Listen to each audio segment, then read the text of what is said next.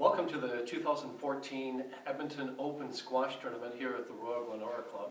My name is Tom Bedore, and with me right now is the new head squash pro at the Royal Glenora, Pete Goodings. Pete, welcome to Edmonton, to Canada. You've been here now for a few months. What's your first impression of living here in Canada? Absolutely love it compared to England. A lot of differences. Obviously the weather has literally slammed me in the face the last couple of weeks with the minus 20 degrees. I'm not used to that this time of year. But no, love the people, love the place, the space. The club's fantastic. The people are great. The facilities are wonderful. So it's kind of really, for me, I kind of landed on my feet a little bit. Really sort of happy to sort of be in an environment where people are really hungry about squash. And proof of the pudding is the size of the event. It's a bigger event this year than last year, and we've got a fantastic draw. A lot of people in the companion event, so there's an extra 25 people on from last year on the companion event. So it's looking to shape up to be a really, really great event this year. How have you done that? How have you taken it from a $15,000 tournament to now $35,000 in prize money? That's a big jump. Yeah, I wish I could take all the credit for that, but it's in the main. Pardon the pun, is Jeremy Main, who's the rebuilt homes. He's the head sponsor, title sponsor, and he's just stepped up and said, you know what, we've got the facilities, we've got the capacity, we've got the desire. Now it's just a case of stepping up to the plate and putting more money into it and putting your money where your mouth is, literally. And he's got a group of other people who've come on board and sort of helped him get the event to where it is now.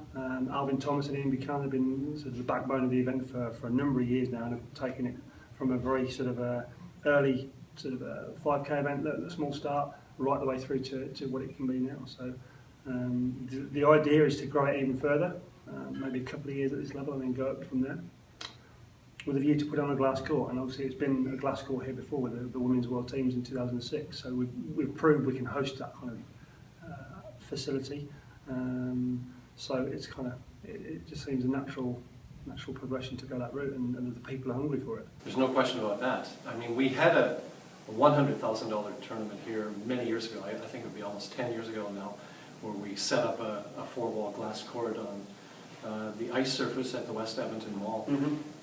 Do you hope to eventually grow it to be a tournament of that size, or is $35,000 kind of the peak that you think we can hold here in Edmonton? Without question, we can host something of that size again.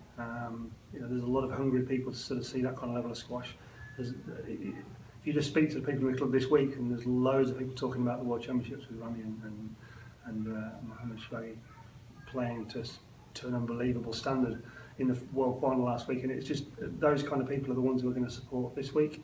And they want it. They want that kind of level of squash. When they heard about it, you've got Tarek and Simon Rosner coming in, they're now 9 and 10 in the world respectively. They were blown away by the fact that we can get them at this level. So just think what we can achieve by sort of going at that another level up. But glass court wise, is definitely on the radar for in the next 5 years. We can sort of consider that we're going to get to a glass court. Very exciting. Now that is definitely exciting to have 2 top 10 players in the world. This is the first time ever for this tournament. So moving it up to $35,000 attracts players of that caliber. And it also depends on how they shape their calendar. The PSA calendar is so very busy now, and it's nice that we're the second biggest PSA event in November around the world. So it was almost kind of like a given that you're going to get some really good players choosing this event, because there's good money on offer, great number of points, and some people are using it as their last big tournament before Christmas. So it's placed well on the calendar. Like I said, the venue is great, the facility is top notch, and the guys who keep coming back. I mean, like I say, I've been here 4 months, and already I'm hearing about how great they feel this tournament is, and they love coming back. They're hosted well. They get a lot of vocal support, which is a big party attraction. But no, I think this event is going to go on to bigger and better things, and it's a pleasure to be part of it. 10 years ago, when we had the event at West Edmonton Mall, it was a finish made in Hollywood. The number 1 and 2 seed Jonathan Power and Peter Nicol fighting for the championship. Since that time, unfortunately for Canada, we've not been able to get any players players in the top 10. I believe at that tournament we also had Graham Riding, who was around 12 or 13 in the world. It's been a bit of a drought here in Canada.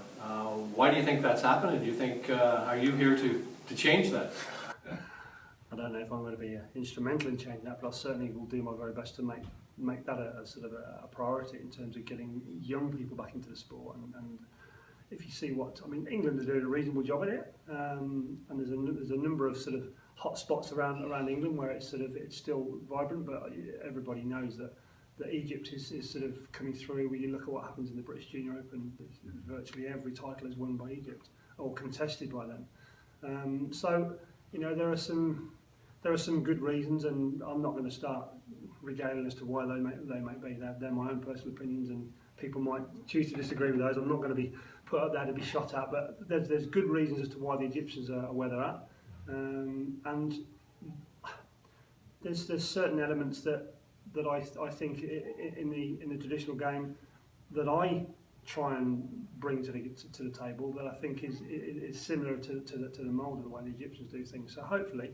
it's about numbers. Getting numbers through the door will always pay dividends, and if we can get just numbers onto the court and playing the game, you're going to be able to pick out some individuals who have got the potential. And a few friends of mine were talking around the table last night about what is talent. And we had a really good in-depth discussion about what they feel talent is, and these are all good level squash players that we're talking about and talking to. And it's really, if we can flood the courts with more kids and expose it to the masses, then you're going to find a diamond in the rough somewhere. It's just a matter of time. So we've got 1,000 juniors at this club alone, and if other clubs can get on the bandwagon and just start bringing the kids on and get the enthusiasm going, and the motivation and the desire and the passion, bring the passion back into the sport, it can only bode well for the sport. So that's one of my aims, is to bring that to the table. You talked about diamonds in the rough. The country of Peru has found a diamond in the rough in the squash world. Yeah. First time ever world junior champion has come from the continent of South America. Diego Elias, and he is coming here to our tournament. He's here already. I've seen him here already, and there's something very, very different about his composure on the court for I think he's still 18. I'm still searching for that composure. I'm 45, and it's like, it's just, I think it's fantastic to be able to see somebody who moves so gracefully, is in such great control of his own sort of physical capabilities and his own emotions when he's being pushed and pressed. I mean, he's already had some great results, and he's won some good tournaments so far this season. So I think the Edmonton crowd are in for a real treat this week, and I don't think the guys who are in qualifying are too happy if they find they're pulling him as an opponent, because you can have a much easier time if you're playing somebody else in a draw like this. And a couple of the guys, Josh and I were talking a short while ago about, you know, if you were this person, who would you prefer? And there's definite choices you would make if you had the opportunities. And he's not one person that you'd want to say, yeah, I'd love to play him, unless you were looking for the experience. Sure.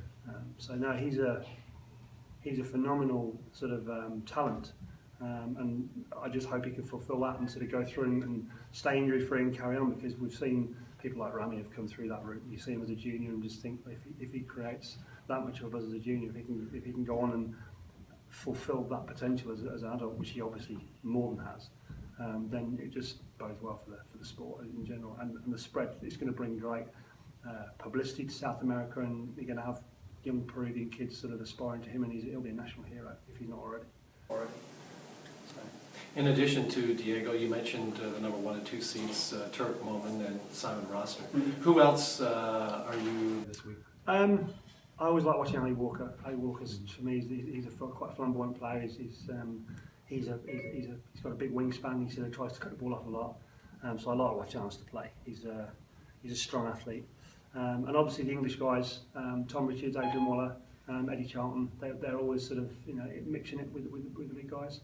I've not seen Nicky Mueller play too much, but I've seen him on Squash TV quite a bit, and he's very exciting and can really sort of upset the apple cart and sort of take it to whoever he plays. So yeah, I think there's going to be no easy matches from first round in the main draw onwards, even first round in qualifying. There's going to be some good ones, and qualifying finals. There's going to be some humdinger of matches. So I think the crowd here, they're a knowledgeable crowd. They know the squash. They know what they like, and they're certainly gonna get what they like, because it's going to be awesome. I don't think there's any question that one of the players in the qualifying that the squash people here in Edmonton are looking forward to seeing is the new head squash pro for North Glenora. Who are you looking forward to meeting in the qualifying round? Well, I know who I'm playing. It's Arthur Gaskin, guy from Ireland. Ah, So the draw's already done downstairs. It's already up. okay. They do it 12 hours before now, Josh? It's 12 hours Okay. before, something like that. 24 hours. 24 hours before. It used to be that all the players had to be here and they got Right. drawn out in front of everybody, but now it just makes life a lot easier for the PSA to get it done online. Yeah, I'm playing Arthur. I've never played Arthur before. I know Arthur. I've seen him play a few times, so I've got nothing to lose. Yes. That's all I need to say. All right. Well, we're looking forward to seeing you in action, and I'm good looking luck forward to with the whole tournament. Thank you very Yeah, much. thanks, Pete. Cheers, Tom. Yeah. Cheers. Okay.